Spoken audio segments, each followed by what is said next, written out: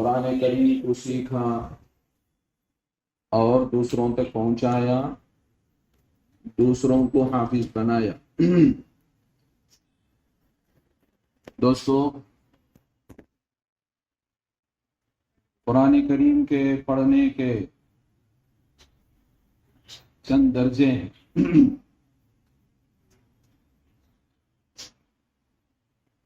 سب سے پہلا درجہ تو یہ ہے کہ قرآن کریم دیکھ کر پڑھے اور دوسروں کو ناظرہ پڑھائے، سکھائے۔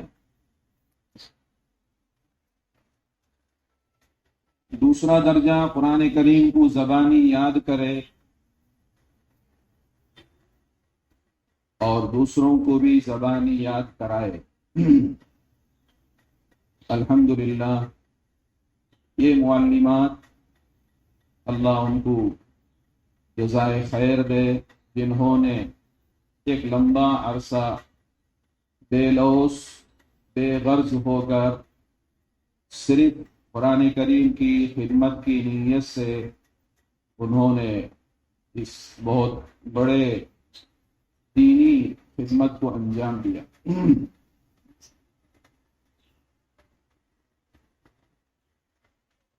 دوستو، حضور انور علیہ السلام کی بہت بڑی ہدایت بلکہ بہت بڑی بشارت ہے۔ ہم لوگوں کو حضور فرماتے ہیں تم میں بہتر وہ ہے جو قرآن کریم کو سیکھے اور سکھائے۔ دوستو، حضور انور علیہ السلام کی طرف سے ہم کو جو ڈگری، جو سند ملی ہے کہ تم میں بہتر، پوری انسانیت کو سامنے رکھ کر حضور فرماتے ہیں صلی اللہ علیہ وسلم، تم میں بہتر وہ ہے جو قرآن کریم کو سیکھے اور دوسروں کو سکھائے۔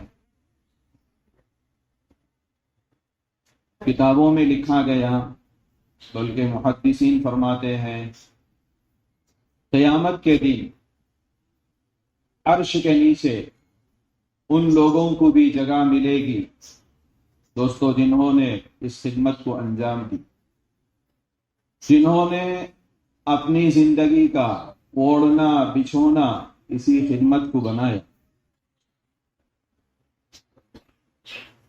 ہمارے اکابر بڑے بڑے محدث اور بڑے بڑے شیوخ جن کے سامنے یہ حدیث آئی خیرکم من تعلم القرآن وعلمہ، تو اپنی پوری زندگیاں انہوں نے کھپا دی صرف قرآن کریم کو سکھانے۔ حضور علیہ السلام کی طرف سے جب سند ملی ہے تو اس سے بڑھ کر اور کسی کی سند کی ضرورت نہیں۔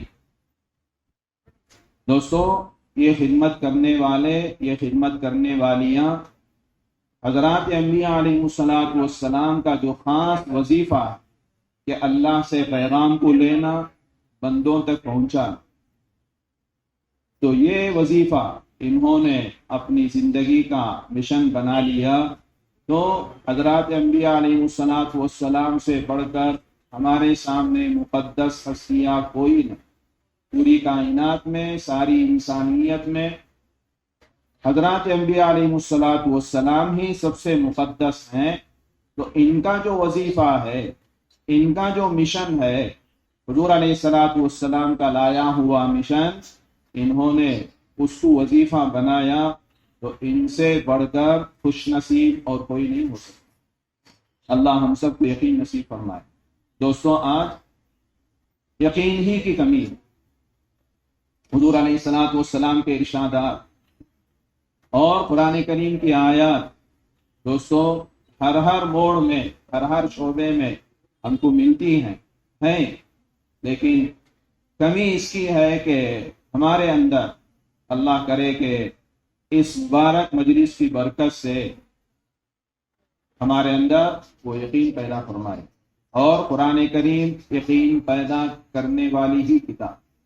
قرآن کریم پڑھنے کے بعد کسی کو شک پیدا ہوا اور کوئی شرک میں مبتلا ہو گیا، یہ ناممکن۔ ہاں، بہت سے مشرک بہت سے کافر قرآن کریم پڑھ کر کے میرے دوستوں دائرہ اسلام میں داخل ہوئے، اس قرآن کو انہوں نے ہدایت نامہ سمجھا۔ تو دوستوں بات تو ہو رہی تھی ان معلمات کی ہمت افزائی کے سلسلے میں، اللہ ان کی صحت میں اور اسی طرح ان کی عمر میں ہر اس میں اللہ برکت نصیب فرمائے۔ کسی عارضی مجبوری کی وجہ سے وہ وقتی طور پر اس خدمت سے چھٹی لے رہے ہیں۔ ہماری درخواست ان معلمات سے یہ ہے کہ پوری زندگی کا مشن، پوری زندگی کا مشغلہ کسی کو بنا لیں۔ محدثین میں سے ایک محدث ہیں حضرت ابو عبد الرحمن سلمی رحمہ اللہ۔ آپ فرماتے ہیں میرے سامنے جب یہ حدیث پہنچی تو میں نے اس کے بعد سے تقریباً 38 سال 30 پر 8 سال میں نے اسی خدمت کو اصل بنایا، پوری زندگی اسی خدمت میں لگا۔ یہ تھے ہمارے اسلاف۔ ان کے سامنے جب یہ بات آئی کہ اس سے بڑھ کر اور کسی کی سند نہیں ہو سکتی ہے، حضور انور علیہ الصلوۃ والسلام کی طرف سے سند ملی ہے تو کسی اور کی سند کی ضرورت نہیں ہے، انہوں نے اس بشارت کو سن کر پوری زندگی کا وظیفہ اسی کو بنا لیا۔ اللہ ہم سب کو ان بزرگوں کا کچھ حصہ نصیب فرمائے، آمین۔ دوستو دوسرا عنوان ہے جن بچیوں نے اس قرآن کریم کو اپنے دل میں محفوظ کر لیا۔ دوستو لکھنے والے لکھتے ہیں ان بچوں کی، ان حفاظ کی، ان حافظات کی حضور انور علیہ الصلوۃ والسلام سے مشابہت پیدا ہو گئی۔ حضور علیہ الصلوۃ والسلام کے قلب اطہر میں اللہ کے حکم سے حضرت جبرائیل علیہ الصلوۃ والسلام آپ کے قلب اطہر میں قرآن کریم کو اتارے، حضور علیہ الصلوۃ والسلام دوسروں تک پہنچائے۔ وہی کام یہ بچے انشاءاللہ کریں گے، انہوں نے اپنے دل میں قرآن کریم کو اتارا۔ دوستوں تاریخ میں بتانے کتنے واقعات، کیسے کیسے واقعات ہیں جنہوں نے قرآن کریم کو آسانی کے ساتھ، قرآن کریم بالکل اللہ کہتے ہیں اس کو ہم نے آسان کیا، پڑھنے والوں کے لیے قرآن کریم یقیناً آسان ہی ہے۔ تو یہ جو حفاظ ہیں، یہ جو حافظات ہیں، اپنے سینے میں قرآن کو محفوظ کیا، ہم سب کی طرف سے ان کے لیے دلی مبارکباد۔ دوستو یہ قرآن کیسا قرآن ہے؟ جنات کا تذکرہ کرتے ہوئے قرآن کریم کہتا ہے انا سمعنا قرآنا عجبا۔ واقعہ یہ ہوا کہ جب اللہ کو منظور ہوا حضور علیہ الصلوۃ والسلام کی بعثت ہو، حضور علیہ الصلوۃ والسلام پر قرآن کریم نازل کیا جائے، تو اوپر جو شیاطین کا راستہ تھا اس کو پہلے بند کیا گیا۔ شروع میں شیاطین اوپر تک جایا کرتے تھے، فرشتوں کی باتیں سننے کے لیے وہ اوپر تک جاتے تھے، لیکن جب قرآن کریم کو نازل کرنے کا اللہ نے ارادہ کیا اس راستے کو سب سے پہلے بند کر دیا۔ تو جنات میں، شیاطین میں کھلبلی مچ گئی کہ کیا بات ہے کہ ہم اوپر جانا چاہتے ہیں تو نہیں جا پا رہے ہیں۔ تو ان میں مشورے ہوئے اور مختلف جماعتیں طے ہوئی کہ جا کر دیکھو کہ کس وجہ سے یہ ہو رہا۔ ان میں سے ایک جماعت، ان جنات کی جماعت میں سے ایک جماعت، اس جماعت کا گزر ہوا طائف پر سے۔ اس موقع پر حضور انور علیہ الصلوۃ والسلام طائف میں فجر کی نماز پڑھ رہے تھے، بلکہ پڑھا رہے تھے، حضرات صحابہ ساتھ تھے۔ تو فجر کی نماز میں حضور علیہ الصلوۃ والسلام کی مبارک زبان سے انہی کے دل میں جو قرآن کریم نازل ہوا وہ جب تلاوت کر رہے ہیں تو اس کا لطف کیا ہوگا، وہی جنات جانتے ہیں۔ اس جنات کی جماعت وہاں رک گئی اور حضور علیہ الصلوۃ والسلام کی تلاوت کو سننے لگے۔ سن کر کے اسی مجلس میں نماز کے بعد حضور علیہ الصلوۃ والسلام سے وہ بیعت ہوئے اور مسلمان ہو گئے۔ یہ جنات اپنے خاندان میں جا کر کہتے ہیں انا سمعنا قرآنا عجبا، ہم نے ایک عجیب قرآن سنا۔ دوستو جنات جب عجیب کہتے ہیں جبکہ ان کے سامنے بہت سی ہمارے سامنے جو عجائبات ہیں ان کے سامنے عجائبات نہیں، ان کو تو ہر چیز نظر آتی ہے، بہت سی چیزیں نظر آتی ہیں جو چیزیں ہم کو نظر نہیں آتی ہیں، جب وہ لفظ عجیب کو استعمال کیے تو قرآن کریم کیسا عجیب کلام ہوگا، اس مسئلے کو سمجھنے کی ضرورت۔ تو دوستو آگے انہوں نے کہا یہدی الی الرشد، قرآن کریم ایسی کتاب ہے جو ہدایت کی طرف رہنمائی کرتی ہے۔ یہدی الی الرشد فآمنا بہ، ہم سب ایمان قبول کر لیے۔ وہ جنات اپنے قبیلے میں کہتے ہیں، بہرحال وہ سب کلمہ پڑھے۔ تو یہ ایسی کتاب، تو قرآن کریم معمولی دولت نہیں ہے۔ زمینی کائنات میں جب ہمارے سامنے کعبے کا تذکرہ آتا ہے تو کیسی عظمت ہمارے دل میں کہ قبلے کی طرف تھوک نہیں سکتے، قبلے کی طرف پاؤں پیر نہیں لمبا کر سکتے، یہ سب قبلے کے آداب میں سے۔ حضرات انبیاء علیہ الصلوۃ والسلام کیسی مقدس ہستیاں، ان کا نام جب ہم سنتے ہیں تو ادباً سونے والا اٹھ کر بیٹھ جاتا ہے۔ اسی طرح میرے دوستو عرش و کرسی جو ہمارے عقائد میں سے ہے، عرش بھی کرسی بھی سب سے بڑی مخلوق ہے، لیکن میرے دوستو یہ سب اللہ کی بنائی ہوئی چیزیں ہیں، اللہ کا کلام اللہ کا بنایا ہوا نہیں ہے، اللہ کے اندر سے نکلا ہوا کلام ہے۔ اللہ جب سے ہے اسی وقت سے، حضرات انبیاء علیہ الصلوۃ والسلام یہ اللہ کے پیدا کیے ہوئے ہیں، عرش و کرسی اللہ کے پیدا کیے ہوئے، کعبہ اللہ کا بنایا ہوا، یہ سب مخلوق ہیں۔ تو ان کو دیکھ کر، ان کا تصور کرنے سے، ان کا خیال کرنے سے ان کی عظمت ہمارے دل میں بیٹھتی ہے۔ تو میرے دوستو اس سے بڑھ کر قرآن کریم کی عظمت ہمارے دلوں میں ہونی چاہیے، اس لیے کہ وہ اللہ سے باہر کی چیز نہیں ہے، اللہ کے اندر کی چیز۔ تو اس مسئلے میں ہم کو غور کرنے کی ضرورت ہے، قرآن کریم کو آج سے اپنے دل میں تھامنے کی ضرورت ہے۔ اس مبارک مجلس میں کہ یہاں کچھ حفاظ بھی ہیں اور اسی طرح حافظات بھی ہیں، معمولی دولت نہیں دوستو، انہی حافظات اور انہی حفاظ سے ایک درخواست یہ ہے کہ اس کے بعد دنیا کی ہر چیز ان کے سامنے ہلکی معمولی چیز ہو جائے۔ کیوں؟ قرآن کریم جیسی دولت ان کے دل میں ہے، اتنی بڑی دولت ان کے دل میں آ گئی ہے، تو اس سے بڑھ کر اور کوئی دولت نہیں ہو سکتی ہے۔ جب اللہ نے اپنی توفیق سے، اپنے فضل سے ان کے دل میں اس قرآن کریم کو اتارا، تو دنیا کی ہر چیز اپنے ہاتھ کے میل سے بڑھ کر ہے سمجھیں، اس کی ضرورت ہے۔ قرآن کریم سے بڑھ کر میرے سامنے اور کوئی دولت نہیں ہے، اس کو اچھی طرح ذہن میں بٹھا لیں۔ ہر چیز، دنیا کی کوئی بھی چیز ہو، چاہے زمین کے اندر کے خزانے ہو، سونے جواہرات ہوں، سب کچھ اپنی جگہ، لیکن مجھے جو دولت اللہ نے دی ہے، اس دولت سے بڑھ کر اور کوئی دولت نہیں ہے، ورنہ اس قرآن کریم کی ناقدری ہو جائے۔ تو قرآن کریم کی صحیح قدر، صحیح عظمت ہمارے دلوں میں ہو، خاص طور سے ان حفاظ کے دلوں میں۔ حضرت علی کرم اللہ وجہہ ایک مرتبہ خزانے میں تشریف لے گئے۔ حضرت علی اس خزانے کو دیکھ کر کہے، یا دنیا، اے دنیا، میرے سوا کسی اور کو دھوکہ دے، تو مجھے دھوکہ نہیں دے سکتے۔ کون کہتے ہیں؟ ہاں، یہی حضرت علی کا کرم اللہ وجہہ۔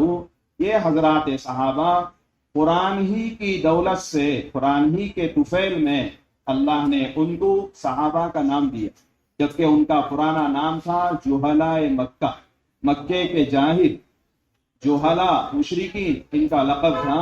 اللہ نے قرآن کی برکت سے کیا کہا؟ ہاں، یہ ان کا زمانہ خیر القرون کا زمانہ، بہترین زمانہ۔ یہ کون ہے؟ حضرات صحابہ۔ صحابیت میرے دوستو، حضور علیہ الصلوۃ والسلام کی صحبت ہر کسی کو نہیں ملتی ہے۔ حضور علیہ الصلوۃ والسلام کی صحبت تو اللہ جس کو چاہتے ہیں اسی کو صحبت ملے گی، وہ ایک خاص جماعت۔ تو میرے دوستو ان حفاظ کی اس وقت ہم کو بھی قدر کرنے کی ضرورت ہے، وہ حفاظ بھی اپنے دلوں میں بس قرآن کریم جب آ گیا ہے اس سے بڑھ کر کسی اور دولت کو، مادی چیز کو اپنے خاطر میں نہ لائیں، اس کی آج ضرورت ہے۔ دوستو تیسرا عنوان ہے جس میں ہم سب کے لیے سبق، خاص طور سے حجاج کرام۔ دوستو قرآن کریم میرے لیے ہدایت نامہ۔ آج کل ایک لفظ ہے ٹینشن، سب کہتے ہیں کہ میں پریشان ہوں۔ دوستو ٹینشن کا علاج قرآن کریم۔ آج ہم قرآن کریم کو ایک طرف اٹھا کر رکھ دیے۔ چند سال پہلے حضرت شاہ ہردوئی رحمت اللہ علیہ حضرت کا ایک مضمون آیا، اس کا عنوان تھا کیا یہ قرآن پاک پر ظلم نہیں ہے، یہ اس کا عنوان تھا۔ مسجدوں میں بھی اشتہارات لگائے گئے۔ میرے دوستو اس میں جو باتیں تھی بالکل امت کا بھولا ہوا سبق حضرت نے یاد دلایا، اور اس میں لوگوں کو اشکال تھا۔ وہ لگنے کے بعد بہت سے پوچھنے والے بڑے سمجھدار اور صوم و صلات کے پابند، ان کو بھی اشکال تھا۔ پوچھے حضرت یہ سب واقعتاً صحیح باتیں ہیں؟ تو اس میں سے ایک دو باتیں حضرت اس میں فرمائے کہ قرآن کریم کا جو غلاف ہے، اس غلاف کو جس وقت ہم پہنائے بس پہنا کر چھوڑ دیں۔ حضرت نے ہم سے سوال کیا اس مضمون میں، اپنا لباس کتنی مرتبہ بدلتے؟ ہفتے میں 2-3 مرتبہ بدلتے۔ تو قرآن کریم جس سے بڑھ کر اور کوئی دولت نہیں ہے، اس کو جو لباس پہنائے ہیں وہ لباس ایسے ہی دھول میں، جالے میں پتہ نہیں کیسے رکھا گیا ہے۔ اس وقت رکھے، اگر روزانہ اٹھاتے رہے تو کم از کم اس کے اندر تبدیلی آتی، اس کا بھی لحاظ نہیں کیا گیا، ویسے ہی رکھ کر چھوڑ دیا۔ تو یہ امت کا بھولا ہوا سبق تھا، حضرت نے یاد دلایا۔ حضرت کی قبر کو حضرت اللہ نور سے منور فرمایا۔ حضرت ہی عجیب ایسے تھے جو بالکل بر وقت ٹوکنے والے، سنت کے خلاف حضرت برداشت ہی نہیں کرتے۔ اسی وجہ سے دنیا آپ کو لقب دی ہے محیی سنت، سنتوں کو زندہ کرنے والا۔ آگے حضرت نے فرمایا اس غلاف کو دھونے کی صورت کیا، کیسا دھوئیں گے، دھونے کا طریقہ کیا؟ اس میں اور بھی بڑا الجھا ہوتا، بڑا اشکال تھا۔ حضرت نے فرمایا اس کو دھونے کا طریقہ یہ ہے کہ جیسے ہمارے کپڑے دھوتے ہیں تو وہ مستعمل استعمال شدہ پانی نالے میں بہا دیتے ہیں، اس کا تعلق چونکہ قرآن کریم سے ہو گیا، اس غلاف کا، اس کنچی کا، اس وجہ سے اس کو بالٹی ہی میں دھوئیں اور اس پانی کو نالے میں نہ بہائیں، بلکہ کسی درخت کے نیچے ڈال دیں یا دیوار پر اس کو ایسے ہی بہا دیں دیوار پر۔ یہ ادب حضرت نے سکھایا، پوری امت کو حضرت نے جگا دیا۔ واقعتاً جب قرآن کریم کی جو چنچی ہے، اس کا جو غلاف ہے، اس کے ساتھ اتنی عظمت، اتنا احترام، ایسا معاملہ ہے میرے دوستو، قرآن کریم کے ساتھ کیسا معاملہ ہونا چاہیے اور کیسا معاملہ ہو رہا ہے۔ تو دوستو آج ہم کو اس کی فکر کرنے کی ضرورت ہے۔ ہماری فکروں میں سے ایک فکر یہ ہو کہ قرآن کریم میرے سینے میں کیسا محفوظ ہو جائے۔ روزانہ کچھ نہ کچھ قرآن کریم کا حصہ 24 گھنٹوں میں سے ایک نظام ایسا بنائے، اور کاموں کے لیے جیسا وقت ہم نکالتے ہیں اسی طریقے سے اس کے لیے بھی ہم وقت نکالیں۔ حدیث میں ہے، حضرت براء ابن عازب رضی اللہ عنہ فرماتے ہیں، ایک صحابی سورہ کہف کی تلاوت فرما رہے سورہ کہف کی تلاوت فرما رہے تھے، تو اچانک انہوں نے محسوس کیا، اچھا ان کے قریب ایک گھوڑا جس کو ڈبل رسی سے، 2 رسیوں سے مضبوط باندھا گیا۔ اس کا مطلب یہ ہے کہ وہ ادھر ادھر نہیں جا سکتا۔ تو حضرت صحابی فرماتے ہیں ایسا معلوم ہوا کہ کچھ ابر کا حصہ اتر رہا، آسمان سے ابر کا کچھ حصہ اتر رہا ہے، وہ صحابی محسوس کر پائے، جسے دیکھ کر گھوڑا بھڑکنے لگا۔ تو حضرت پریشان ہوئے اور قریب میں بچہ سو رہا تھا، اس صحابی کا بچہ، تو تلاوت بند کر دی۔ جو ہی تلاوت بند کرنا تھا وہ ویسے ہی واپس چلا گیا۔ صبح میں دربار رسالت میں حضور انور علیہ الصلوۃ والسلام کے سامنے اس کا تذکرہ کیا گیا تو حضور علیہ الصلوۃ والسلام نے فرمایا یہ سکینہ، تمہاری تلاوت کی برکت سے اللہ کی طرف سے یہ سکینہ نازل ہوا۔ میرے دوستو، حضرت اس صحابی کو دیکھ کر حضور علیہ الصلوۃ والسلام کا خطاب تو تھا ہی، لیکن ہم سب کے لیے خطاب ہے کہ قرآن کریم پڑھنے سے ہمارا ٹینشن دور ہوگا، سکینہ نازل ہوگا، یقیناً سکینہ نازل ہوگا، اس میں کوئی شک و شبہ نہیں ہے۔ آج ہم ساری دنیا پریشان ہے قرآن کریم کو چھوڑنے کی وجہ سے۔ آج قرآن کریم کو سینے سے لگانے کی ضرورت ہے۔ جو قرآن کریم دیکھ کر پڑھتے ہیں الحمدللہ، زبانی جو یاد کیے ہیں زبانی پڑھ رہے ہیں الحمدللہ، معانی میں غور کرنے والے کر رہے ہیں الحمدللہ، اس سب کی ضرورت ہے۔ ان تمام چیزوں کو ہم اپنے اندر لائیں، خود بخود ٹینشن دور ہوگا، اللہ کی طرف سے رحمتوں کا اترنا، سکینے کا نازل ہونا، ہماری بے قراری کا دور ہونا، ہماری پریشانیوں کا حل۔ میرے دوستو، یہ سب چیزیں اللہ نے قرآن کریم میں رکھا۔ قرآن کریم پڑھ کر کوئی مشرک ہوا ہو آج تک پوری تاریخ میں نہیں۔ آپ حضرات سنے ہوں گے، قریب میں عبداللہ داسن، لمبا قصہ ہے، مختصر آپ کے ذہن میں رہے۔ یہ ان کا پرانا نام تھا پیریار داسن، مدراسی کے تھے، ان کو سٹیزن حاصل تھی امریکہ کی اور وہ سائنسدانوں میں سے تھے۔ قریب میں ان کا وصال ہوا تو پیریار داسن پرانا نام تھا، تو وہ خود اپنا بیان کر رہے ہیں 13 سال میں نے قرآن کریم کا مطالعہ کیا۔ وہ مدراس آئے تھے، قرآن کریم خریدنے کے بعد اسی گلی میں بک بائنڈر تھا، اس کے پاس گئے، جا کر بولے کہ یہ قرآن کریم اس میں کتنے پیج ہیں؟ 800 پیج، اس کو کیا کرو، ایک ایک ورق کے بعد ایک ایک خالی ورق رکھو۔ تو بائنڈر ہی کو تعجب ہوا کہ شاندار قرآن ہے، ابھی خرید کر لائے ہیں، آپ بولتے ہیں کہ اس کو بائنڈنگ کرو۔ بہرحال وہ بائنڈنگ کر کے دے دیا، تو یہ مطالعہ کرنا شروع کرے انگریزی میں، اور وہ خود کہتے ہیں میری نیت یہ تھی کہ پہلے صفحے میں جو شکوک اور شبہات، جو غلطیاں مجھے نظر آئیں گی اسے نوٹ کروں گا وہ خالی پیج میں۔ اسی مقصد سے انہوں نے پیج کو خالی رکھنے کے لیے کہا اور اپنا قرآن بھی ویسا بنا لیا۔ تو کہتے ہیں پہلے صفحے میں کچھ شبہ پیدا ہوا تو اگلے صفحے میں وہ شبہ دور ہوا، دوسرے صفحے میں شبہ پیدا ہوا تو تیسرے صفحے میں۔ وہ کہتے ہیں قرآن کریم ادھر ختم ہوا، ادھر میرے سارے شکوک شبہات ختم ہو گئے، اور اس سے یہ قرآن کریم کو سمجھ کر پڑھنے کے لیے پورے 13 سال لگے۔ اس کے بعد میں خود اسلام قبول کر لیا۔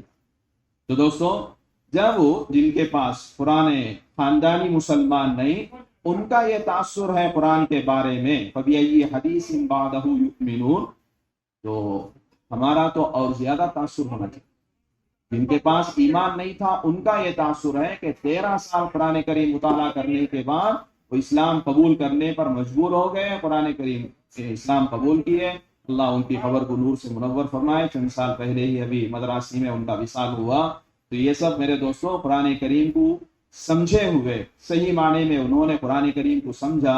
جب ہم خاندانی مسلمان ہیں تو ان سے بڑھ کر ہمارا تاثر ہونا چاہیے۔ اسی مبارک مجلس میں ہم سب ارادہ کر کے اٹھیں کہ مبارک مجلس ہے، بہت اونچی نسبت ہے اس مجلس کی، اس لیے کہ ختم قرآن کی مجلس ہے، قرآن کریم کی نسبت پر یہ مجلس جڑی ہوئی ہے۔ ایسا ہی بیٹھے اڑ گئے نہیں ہے۔ یہ جو دور ہے میرے دوستوں، بیانات سننے کا دور نہیں۔ اپنے بارے میں ہم میں سے ہر ایک کو فکر کرنے کی ضرورت ہے، اس لیے کہ حالات بہت نازک ہیں۔ قدم پھونک پھونک کر رکھنے کی ضرورت ہے، اور اسی دور سے ہم گزر رہے ہیں، لیکن اللہ ہماری طاقت سے بڑھ کر ہم کو نہیں آزمائے گا، لیکن ہمارے گناہوں کی کثرت ہو جائے تو پھر اللہ کی طرف سے بجائے رحمت کے اور کوئی چیز نازل ہوگی، اس کے ہم سبب نہ بنیں۔ تو آج وقت کا تقاضا یہ ہے کہ ہم سب قرآن کریم کو سینے سے لگائیں۔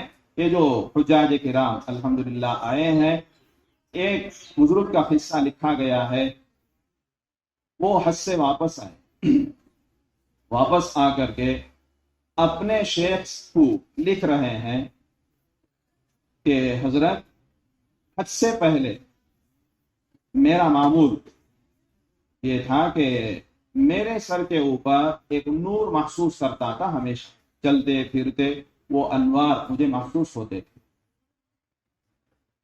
میرا خیال یہ تھا کہ حج کے بعد ان انوار میں اضافہ ہوگا، اس نور میں اضافہ ہوگا، لیکن کیا بات ہے کہ میں حج سے آیا تو وہ نور غائب ہو گیا، نظر نہیں آ رہا۔ میرے دوستو، یہ تھے سچے مرید، اور اپنے مشائخ کے پاس، جیسے ہم ڈاکٹر کے پاس جاتے ہیں تو اپنا علاج سناتے ہیں، تو یہ مرید بھی اپنے شیخ سے جو ان کے روحانی ڈاکٹر ہیں ان کے پاس اپنا علاج رکھتے۔